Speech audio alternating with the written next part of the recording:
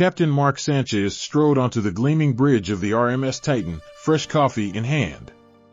He gazed approvingly at the vast array of displays and control panels manned by the destroyer's bridge crew. Titan was the pride of the fleet, the first human-made ship of her class after a painful but quick 4 years of reverse engineering captured Prozenith Rex. Status report? Sanchez asked, easing into the command chair. Around him monitors winked and sensors pulsed, tracing their patrol route along the border zone. All systems optimal, sir, responded Lieutenant Commander Kavanaugh. We are maintaining standard speed, nothing on scopes bay dash, his console chirped suddenly. Wait, new sensor contact. Isolated ship just popped onto long-range radar, bearing 211 Mark 9. Sanchez narrowed his eyes as telemetry data streamed in. Drive frequency analysis ruled out Prozenith design or human vessels this far out. But the alloy hull signature and energy spike patterns didn't match any known configurations. No alien ships have entered human-controlled space since the Prozenith were pushed out of his system until today. Yellow alert, raise shields and spin up weapons just in case. Take us out an intercept course, flank speed. Sanchez drained his coffee watching the main viewer as Titan gracefully built acceleration. Within the hour answers would reveal themselves, whether the mystery ship proved harmless wanderer or dangerous foe trespassing where they shouldn't. New data packet coming through now from the scanner probe, announced Lieutenant Nair at the science station. Confirmed DNA analysis and biosigns match reptilian known race profiles in our Xeno archives. The Noans. Sanchez stiffened hearing the news. He had read the reports from the captured Prozenith archives of the cruel known pirates and slavers that occasionally preyed on any vulnerable outpost or disabled ships. They ran every time the Prozenith ships entered a sector and were classified as not worth the effort to exterminate or capture. What can you tell us about that particular ship? Older model cruiser in poor repair, but weapons arrays have been recently serviced. I'm also reading 342 life signatures crammed in minimal living spaces consistent with captives or prisoners. Nair looked up solemnly. Sir, this has all the hallmarks of a rogue slave ship. Rage boiled Sanchez's blood, realizing sentient beings likely endured horrific cruelty and bondage against their will so close to our newly established lawful borders. Tactical, can we disable their propulsion and seize the vessel without venting Atmo and passengers to space? Years of fighting had taught Sanchez that justice came in many forms. He preferred options that spared lives when possible. Lieutenant Sato ran scenarios quickly. With pinpoint barrage, I can crater engines and blow out the bridge without hull rupture, preventing them fleeing deeper or self-destruct protocols. Make it happen, Sanchez commanded. He vowed to personally lead the boarding teams himself to rescue the helpless and punish the wicked. The known ship was disabled, boarded, and secured by a squad of Marines with little resistance. Captain Sanchez didn't expect much else, as bullies usually aren't prepared for a fight to the death. Once the pirate vessel was secure and the report from Gunnery Sergeant Polk was received, Captain Sanchez ordered their leader be brought to Titan's briefing room under heavy Marine guard. Captain Zeisel, I formally charge you and your crew with 37 counts of illegal border crossing into our space, operating unregistered transports, weapons smuggling, and unlawful enslavement. Captain Sanchez kept his tone crisp with restrained anger as the ragtag team of hissing lizard men stood. He placed electronic data tabs of their rap sheet onto the metal table that separated victim from accused. The scarred known commander lunged against emerald stasis cuffs binding his limbs, only to drop involuntarily to his knees as neural paralysis took effect.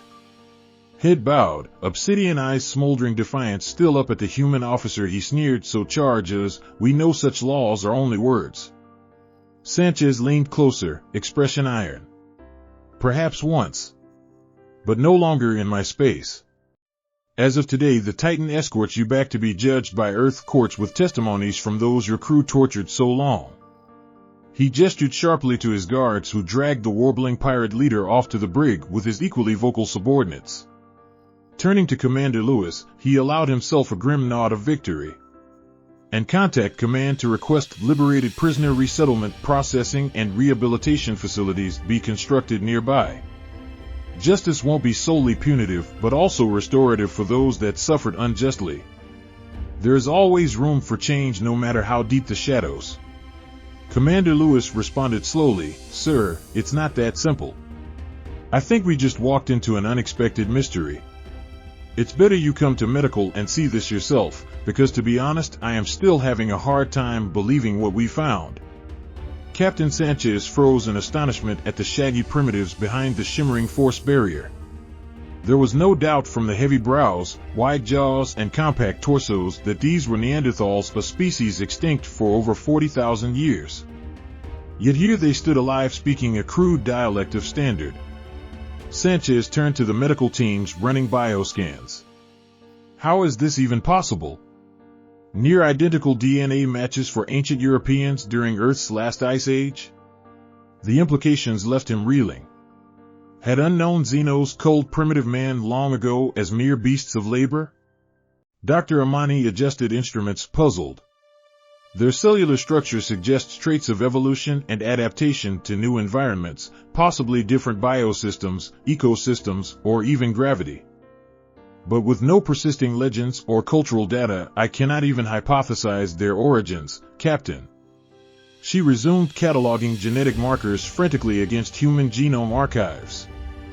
Meanwhile, the bedraggled Neanderthals huddled together under blankets, all wearing bright orange mining uniforms, oblivious to their improbable rescue by distant kin from Earth. The name Klopp spat by known guards hinted disturbing practices indeed. Interrogation of known slavers took days, filtering lies from sparse fact. Their race barely recalled ancient transactions with equally cold Lentoro traders for breeding stock or collecting exotic pets from primitive worlds. Captain Zeisel knew only rumors of the mighty precursor empire wiped out millennia ago by some mysterious pathogen. Yet their peculiar beasts, the Klopps, remained resilient even when 90% of newborns got sterilized to prevent uncontrolled spread, damaging profit margins. Sanchez had the truth at last. Industrial harvesting of pre-civilization worlds way back before current powers arose.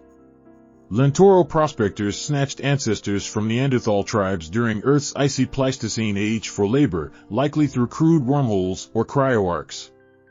Then the reptilian masters perished rapidly from unknown sickness, leaving scant records behind on client assets.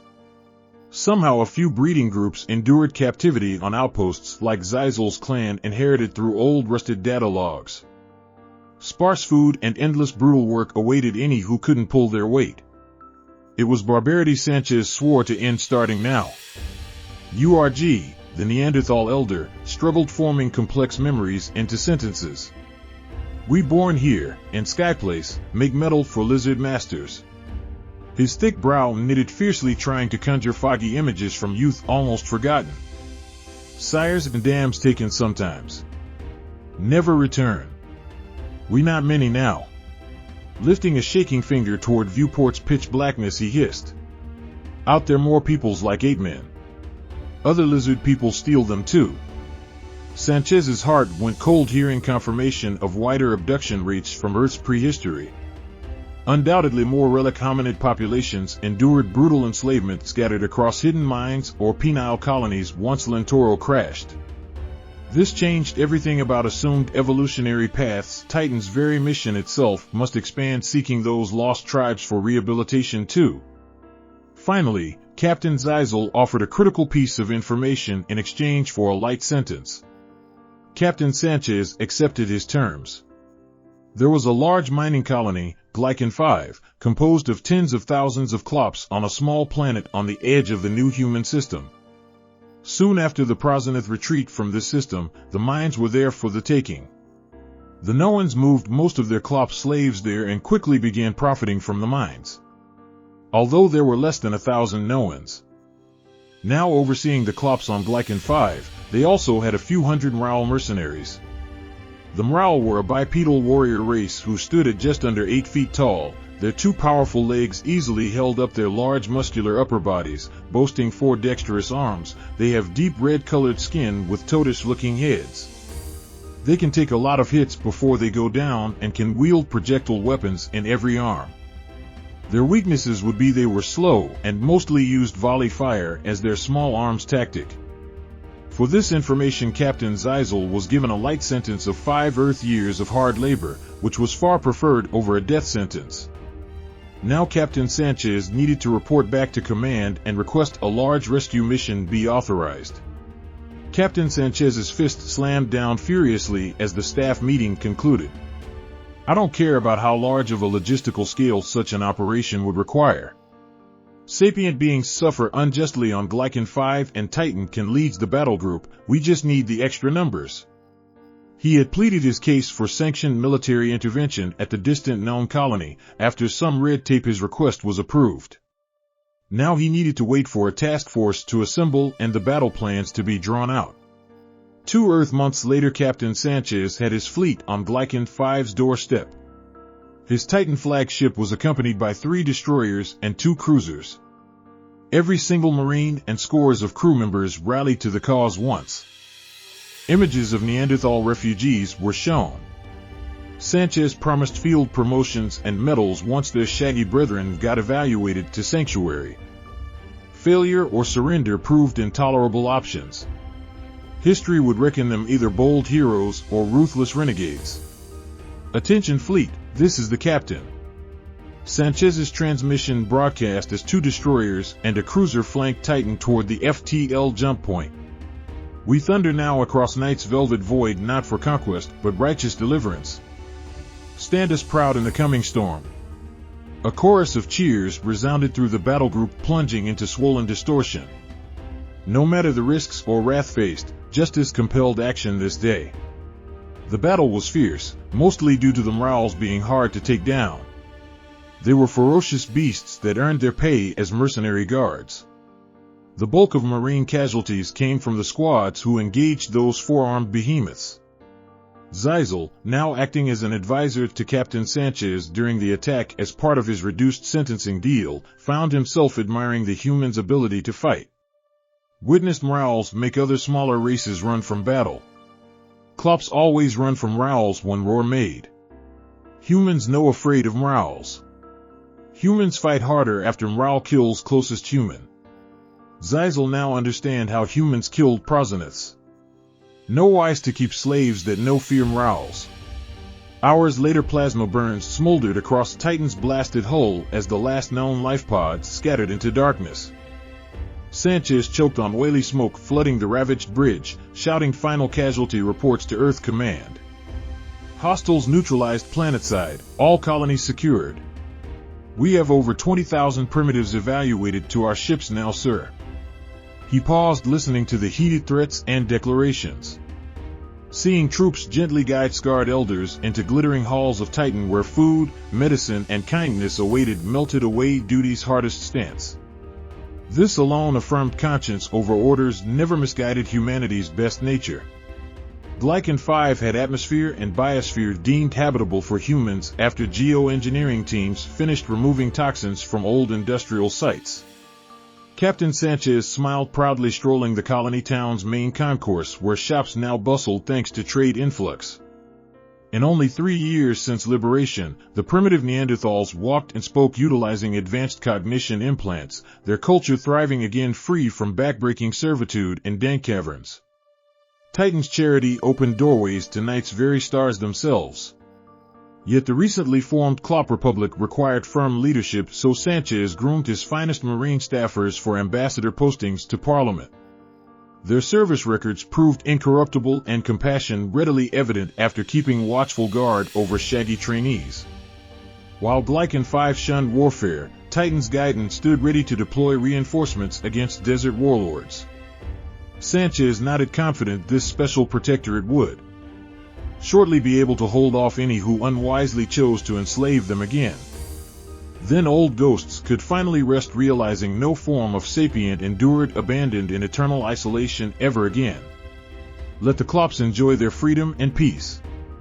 But deep in his heart, Captain Sanchez knew it was only a matter of time before these newly freed souls would once again have their freedom threatened. The difference is this time, they will not go quietly into the night. No, They will never again go quietly into the night.